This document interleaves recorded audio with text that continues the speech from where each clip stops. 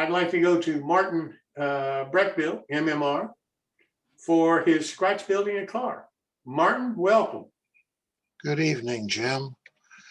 So scratch building cars, and I don't know how many I've done, so I put a very large number up there for a reference point, which everybody obviously knows is Avogadro's number. And we'll get into that some other day. What do you do, Jim? What do you do, Martin, to control the moles? Weasels. Ah, okay. Followed by dachshunds. Yeah. So this is not so much, this is partially scratch building. It's more salvage projects. I showed one of these a couple of weeks ago where I did a pair of reefers. It turns out I've done several pairs of reefers from leftover parts, leftover uncompleted projects, etc. So I'm going to go through two pairs of those tonight, I think. Let's start with this. This is what I started with on this project. I had two of these. I'm not so sure what they originated from. They're either Athearn, Almation, fill in the blank. I don't know whose they were.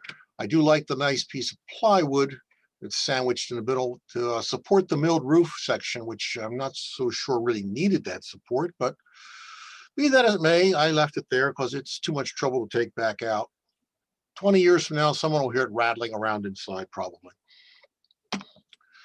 The ends look nice and clean and sharp. Somebody did a nice job. The roof has nice scribing on it. So the basic box is ready to go. It's just that somebody didn't finish it.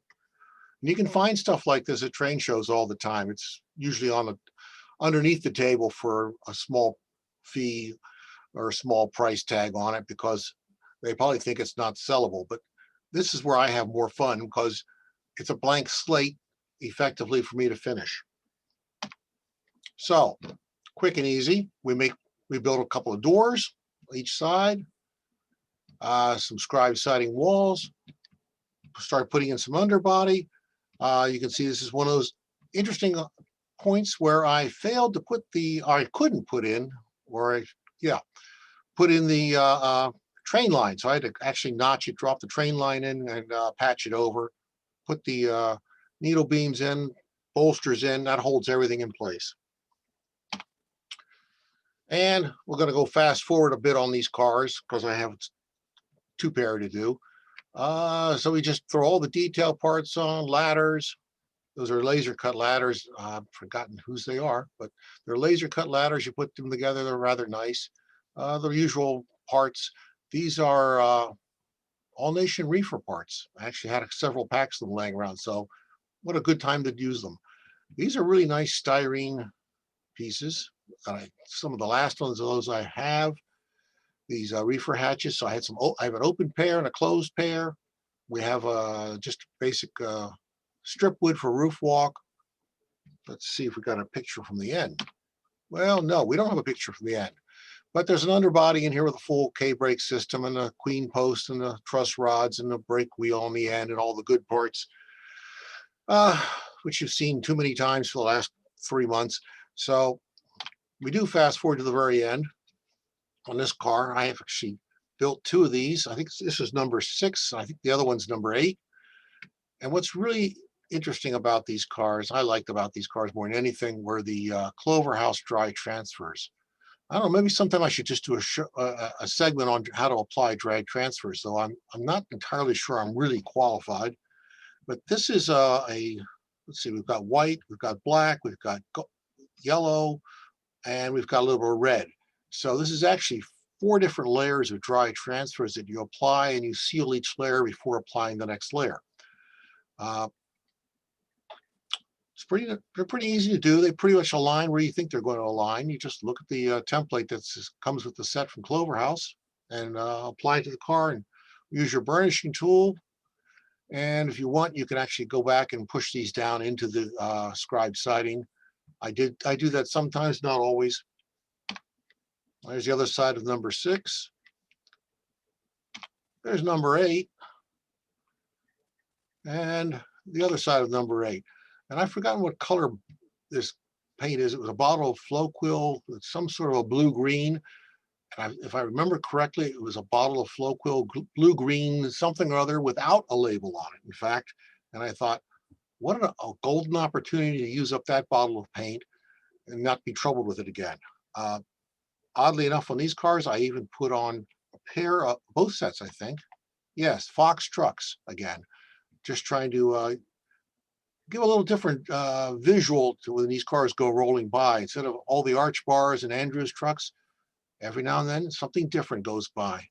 And you don't see Fox trucks all that often, scale. So the next two, these came as you see them to me, they were styrene, entirely styrene cars, unfinished again.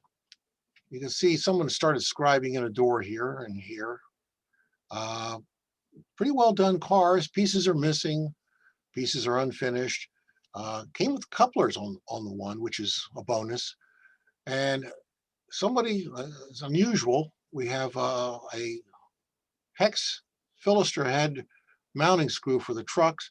But if you take that out, there's a lead weight on the inside or a steel plate on the inside. So you can't take that all the way out without, well, if you take them both out, you're in trouble because then the plate pops off and you can't get it back on. It's an odd way of doing things.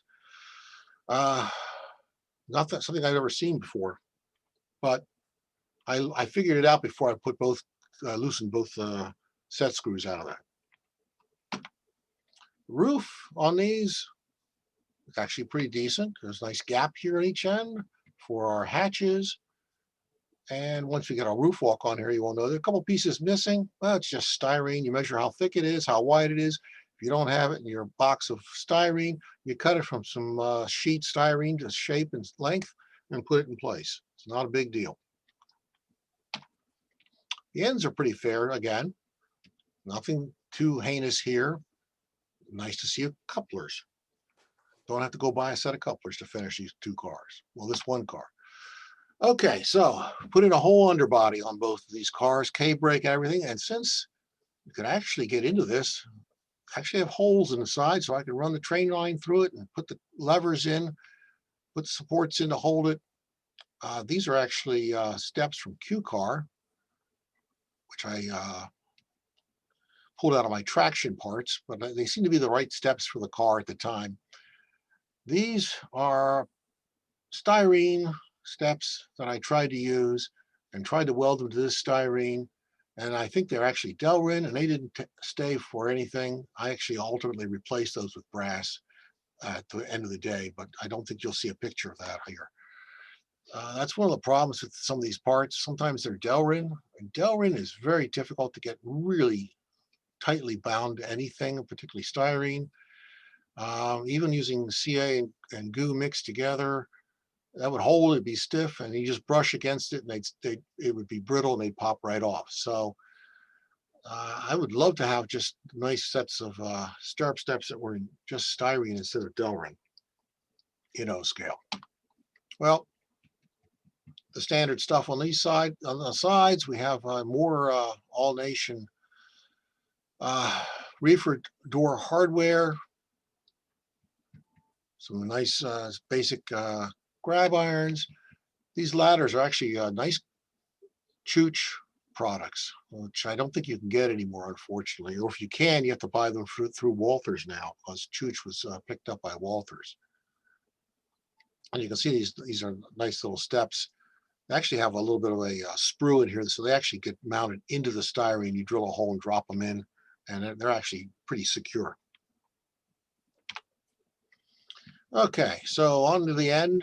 Well, this end's boring. It only has a ladder on it. This end's more interesting. We have our brake wheel platform with the cast-in ratchet and pawl support bracket down to the stirrup down here, all the grab irons, and I've added nut bolt and washers above all of them to give them the semblance of a nice expensive brass casting as opposed to just a nice piece of wire and some nut bolt and washer castings. And these are actually my castings for the roof hatches from the reefer car.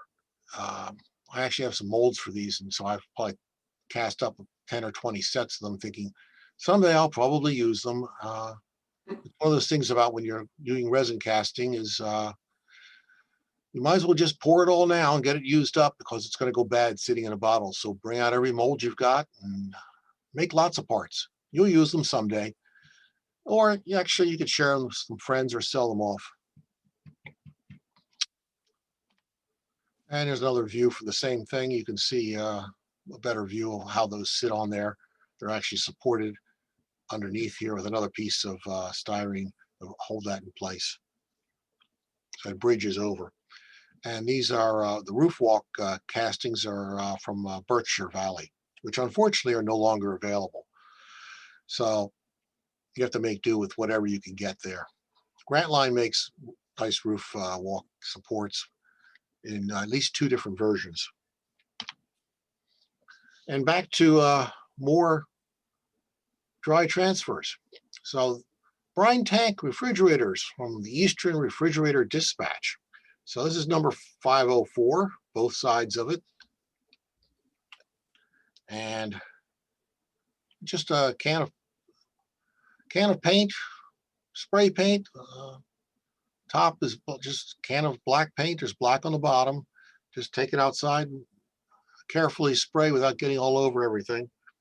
Piece of cardboard blocking it off from the sides works well. And here's number, let's see, that was 504. Here's number 505. Another brine tank refrigerator, Eastern Refrigerator Dispatch. Nice little cow here. I actually don't have those cars anymore. I sold them off back in April. So that's the end of this segment until next week. And next week, I have one last pair of scratch built cars. And it's a pair I've been working on for about 3, 4, 5 months on and off. And I finally finished them. So Bill Davis will recognize these in some capacity by the time we get done, because I built them based upon 3 photos he sent me of his version of the car. So until next week, I'll let you hanging around thinking about what that might actually be. And I'm hoping Bill won't share the secret. Nothing fancy about them, though, I'll fully confess. Some people think scratch building is just impossible, and you make it look so easy. Thanks so much for doing this. Oh, no problem at all, Jim. We'll see you next week with the last of that. And then just because foreshadowing, July, then I'll start on this old kit. Absolutely. Thanks so much, Martin. There you go.